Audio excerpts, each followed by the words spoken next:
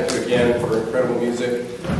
A lot of conflicted emotions in that piece. That's something that I think surrounds this issue of death. There's a lot of, it can be a downer, so I thank those of you who knew what we were talking about today for showing up on a Sunday morning. It's not an easy topic. And it's particularly difficult because in a lot of ways I'm thinking about Elizabeth Leonard, the long-standing activist for peace and social justice in Boston and then in Philadelphia for the last part of her life. She joined the Ethical Society a couple of years ago and was a constant source of inspiration, and she passed away about 2 weeks ago. So I'm thinking of Elizabeth. There will be a memorial for her here in December, and I'll get that information out to our members when we have the details. I don't think Elizabeth was somebody who was afraid about death. She knew life for her was about social justice work, and she focused on that. But she also had a sense of humor for anybody who knew her, and I think she'd appreciate, this might be good for those of you who didn't know what the topic was. I'm going to start with a joke. Sorry if you've heard this before. These four guys are in a bar and they're drinking, and one guy says, if you were in your casket, what would you want the people around you to be saying? And the second guy next to him says, I think I'd like them to say he was a good family man and a good husband. They all kind of nod. The third fellow says, I think I'd like them to say he was a great teacher and made a big difference to his students. They all kind of nod. And the fourth guy takes another sip of his drink and says, I think that I'd like to hear him say, look, he's moving!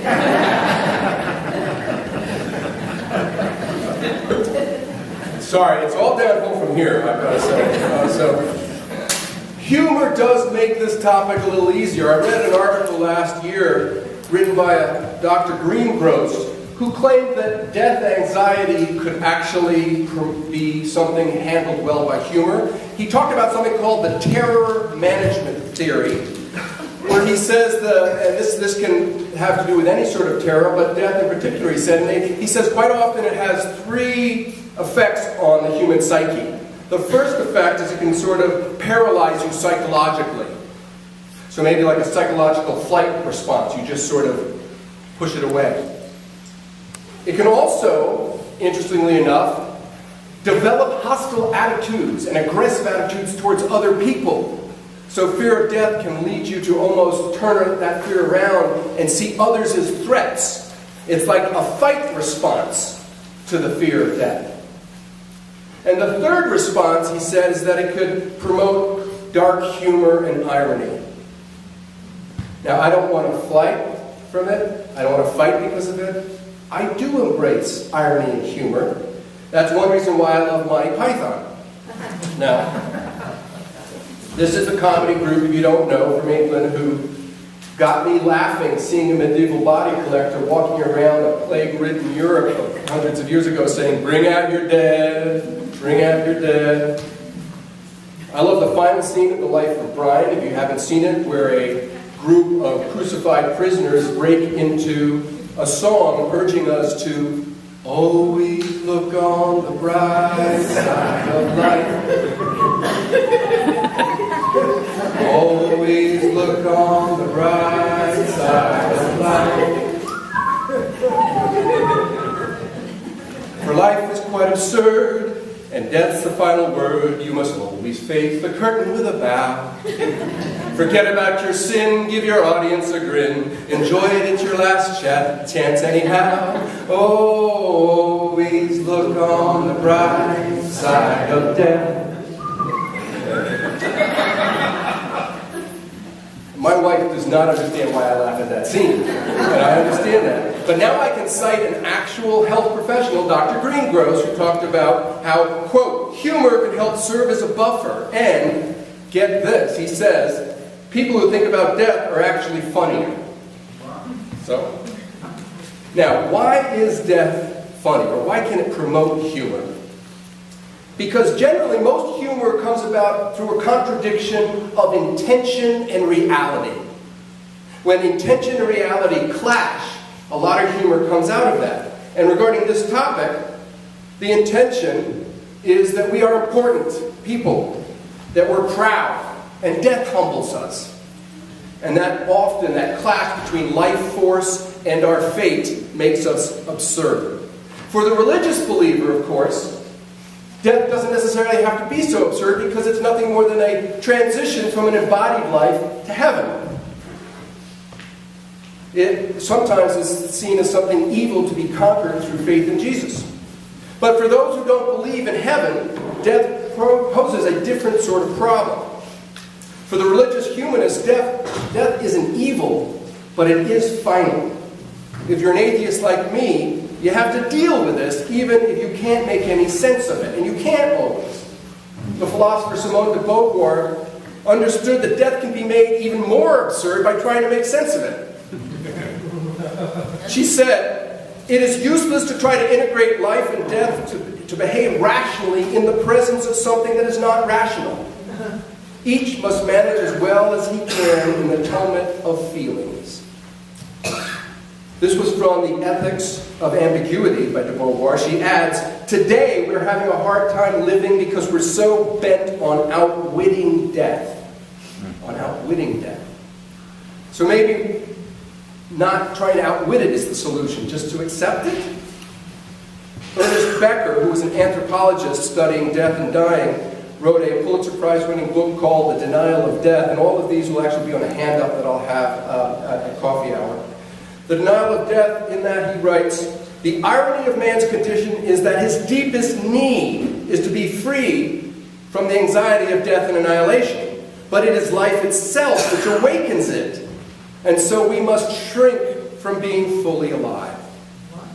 We must shrink from being fully alive in order to deal with it. I don't want to shrink from being fully alive. So how do you get beyond that?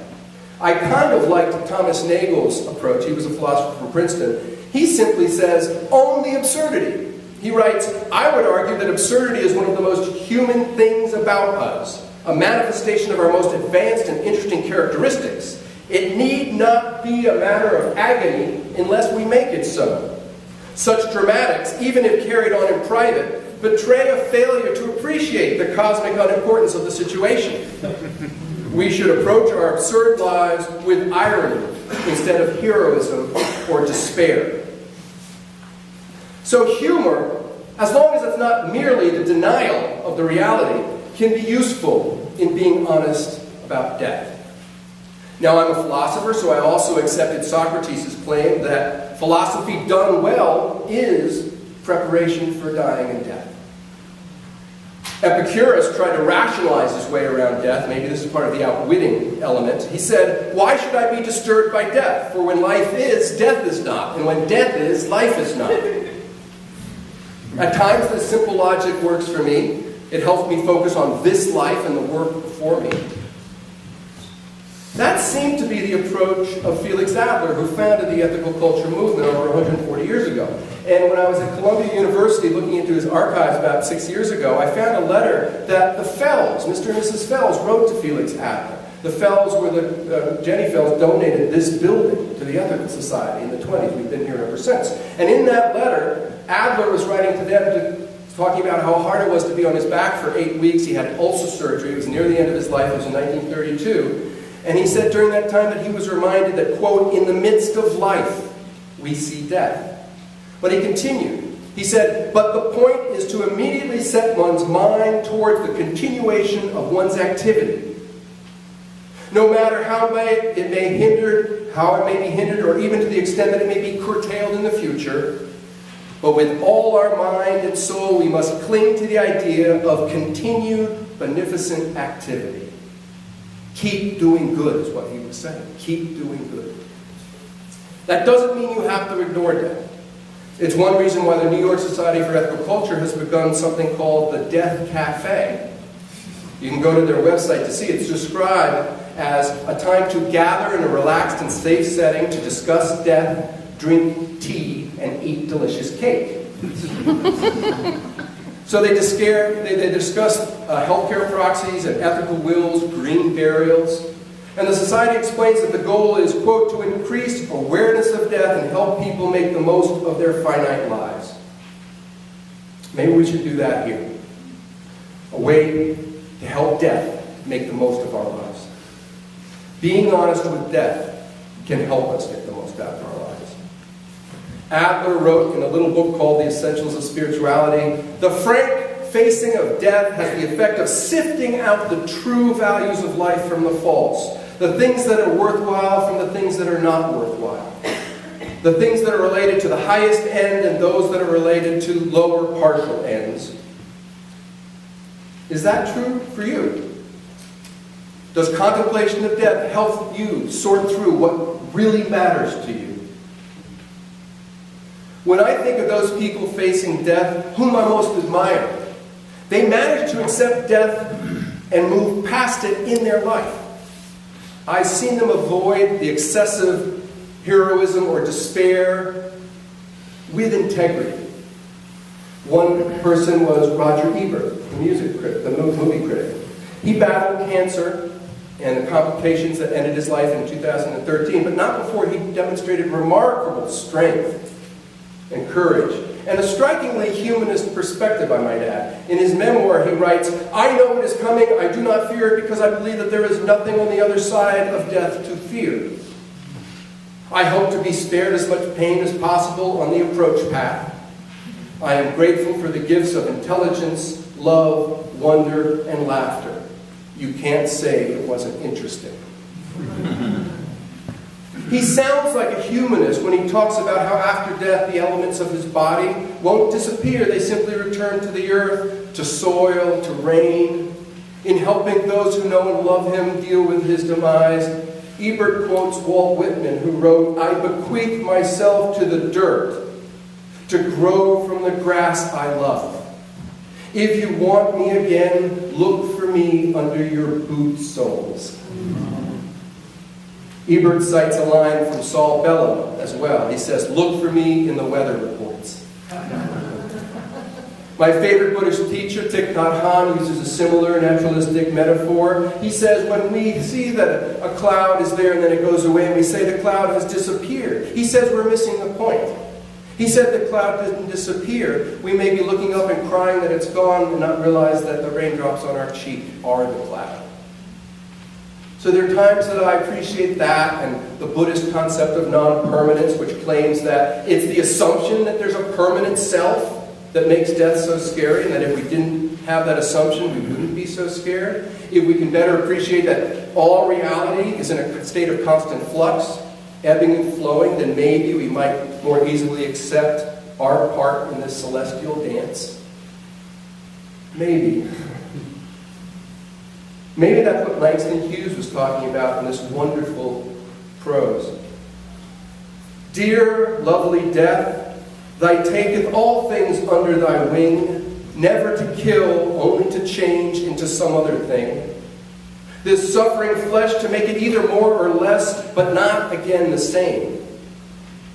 Dear, lovely death, change is thy other name. Finally, it is important to remember that albeit death awaits all of us along the path of life, it is nonetheless part and parcel of life. For without it there would be no life. And as stated by one far more eloquent than I, look to this day, for it is life, the very life of life. In its brief course lies all the verities and realities of your existence, the bliss of growth, the glory of action, the splendor of beauty. For yesterday is but a dream, and tomorrow is only a vision.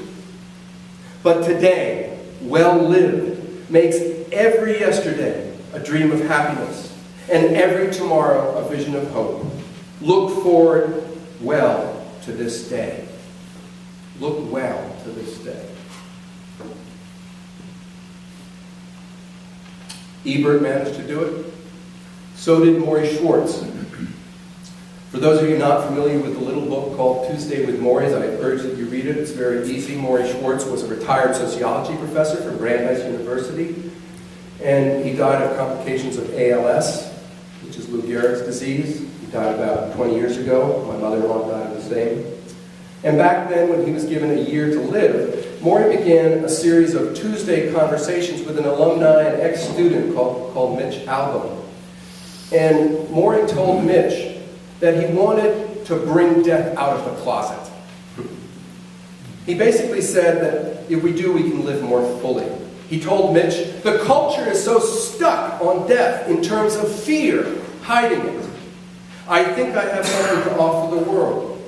Because the truth is, once you learn how to die, you learn how to live. Now, Mitch never imagined how meaningful his relationship with Morrie would become. The teacher taught the student to keep things in perspective. Morrie didn't want to die, of course, but he told Mitch, and now hundreds of thousands of readers, dying is only one thing to be sad over. Living unhappily is something else. Morrie was determined to live happily as the circumstances allowed, and to connect with others as deeply as time allowed. And that is the core of ethical culture, connecting with people, the importance of relationships. Mitch found in his friend and mentor somebody who cared more about the relationship than about denying death. Morrie had come to terms with his mortality so that his relationships with those he knew and those who loved him could flourish. Morrie went so far as to assure Mitch that their relationship would continue after he died. He said to Mitch, "Come visit me at my grave, but not like other people do who drive up, leave flowers, and drive off. I want you to stay, bring a sandwich, and talk to me." And Mitch was somewhat surprised and replied, "But you won't be able to talk back." And Morrie said, "I'll make you a deal. After I'm dead, you talk, and I'll listen." So now when Morrie is talked about by Mitch, whether it's to the grave or to other people in lectures, it helps keep that teacher alive in his heart and his imagination. That's why we share stories at wakes and memorials, to wake up our relationship with those who have died. Felix Adler writes, "Bereavement is a challenge for a fresh start in spiritual development. How to help the bereaved tie anew the threads that have been sundered, the task of reweaving ties spiritually." And when he says spiritually, he means ethically, socially, psychologically, many different ways. It's not so supernatural. He says, reweaving the ties depend upon a conception of personality. There must be found in the person who died that which cannot be defeated. Personality cannot be destroyed by death. In a way, this is a form of immortality, a type of life after death. It won't last forever, for our species won't. And it doesn't claim that there's a personal afterlife, that there's a continuation of consciousness. It doesn't say that. But as I sift through the memories of those I miss, the love that I feel links me to their life. And my relationship continues to evolve, which is fascinating. I discovered new things about my father and my mother. My relationship has clarified and deepened even after they're gone. That's a form of consolation. John Lovejoy Elliott, an ethical culture leader in New York, said, "You come to know a person in the quietness that follows death. You begin to sense what your father was, what your mother, your brother, your friend, and after the storm of grief is past, a vision of the personality remains." Now, I admit that while these personalities, as they're captured in memory, are dear to me, they are pale substitutes for the real thing. I agree when Eliot admits, at times someone with a touch of genius writes an epitaph to testify to the significance of a man or woman dead and gone. But the essence of life is not in the epitaphs, it's in the living. And that's true. But nevertheless, there's something noble about the project of maintaining relationships in our hearts with those we have lost. I try to honor both the transient and what seems to last beyond death. I try to find a middle road. I try to be honest with death. And that's why at a number of memorial services, I read the following words. I read it at my mother-in-law's, I read it at my cousin's, and I read it at my mother's. It's a piece by A. Powell Davies. "Let us be honest with death. Let us not pretend that it is less than it is. It is separation. It is sorrow. It is grief. But let us neither pretend that death is more than it is. It is not annihilation as long as memory endures. The touch of the loved one we left will be felt. It is not an end to love. The love we have remains a part of our lives. It's not an end to joy and laughter. Nothing would less honor a brave soul than to make our lives drab by their loss. Let us be honest with death. Whatever we have known and lived is ours while life shall last. What we love becomes a part of us, interfused with our lives, blended with mind and memory, joined to our souls. May we be strengthened and resolved that the good we know in those who have passed from us shall live on in ourselves and be passed from one generation to another. These words mean a lot to me. They allow both the grief and the love to flourish. Because it is love, after all, that gives death its sting. It is the love that opens our heart to grief. Nothing would less honor a brave soul. Without denying grief, let's give love the best chance to grow. Seneca, the Roman philosopher, put it this way. He said, "In the presence of death, we must continue to sing the song of life. We must be able to accept death and go on from its presence, better able to bear our burdens and lighten the load of others. Out of our sorrows should come understanding. Through our sorrows we join with all those before us who have suffered and all those who have yet to do so. Let us not be gripped by the fear of death. If another day be added to our lives, let us joyfully receive it, but let us not anxiously depend upon tomorrows. Though we grieve the death of our loved ones, we accept them and hold on to our memories as precious gifts. Let us make the best of our loved ones while they are with us, and let us not bury our love with death." Let's not bury our love with death. Let's honor those we have lost by sharing what they gave us, by admitting the senseless absurdity while also feeling their love. These are no easy answers. There are hundreds of other ways to approach death. But being honest with ourselves and with others, I do believe, brings us more vibrantly to this day. I urge you to continue this discussion, and I leave you with the following words by Merritt Malloy. It's a poem called Epitaph. "When I die, give what's left of me away to children and to old men waiting to die. And if you need to cry, cry for your brother walking the street beside you. And when you need me, put your arms around anyone and give them what you need to give me. I want to leave you something better than words or sounds. Look for me in the people I've known or loved. And if you cannot give me away, at least let me live on in your eyes and not in your mind. You can love me most by letting hands touch hands, by letting bodies touch bodies, and by letting go of children that need to be free. Love doesn't die. People do. So when all that's left of me is love, give me away." Thank you.